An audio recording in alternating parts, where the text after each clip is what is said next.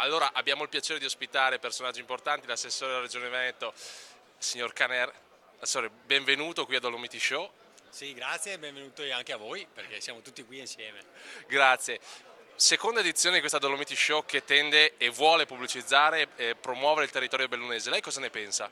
Ma penso che sia una bellissima iniziativa per tutte le Dolomiti. Questa è una fiera che deve trovare una propria connotazione e vedo che lo sta avendo non solo con il mondo del gelato e dell'arredo, ma anche appunto con questa fiera dedicata alla montagna. Quest'anno impreziosita anche dal fatto che ci sono numerosi buyers internazionali che vengono qui a incontrare i nostri operatori non solo per presentare ciò che la montagna può dare, ma per chiudere contratti, quindi portare la gente, i turisti sul territorio. Questo è quello che ci interessa. Che è la cosa fondamentale.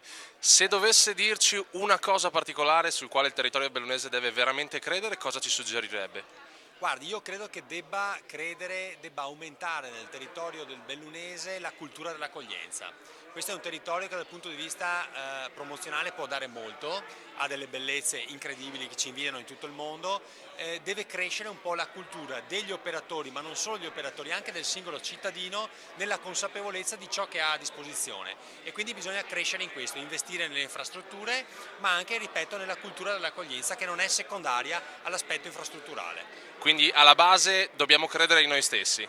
Direi proprio di sì, bisogna avere più fiducia in noi stessi perché forse non ci rendiamo nemmeno conto delle potenzialità che questa provincia ha.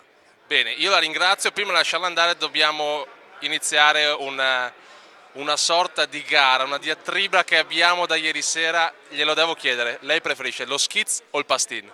Pastin tutta la vita, anzi gli dirò di più, pastin con la cipolla. Pastin con la cipolla è perfetto. E il panin, pastin e cipolla e anche un pochettino di formaggio ma appena appena. Allora andiamo alla grande. Grazie assessore, grazie di essere qui di nuovo.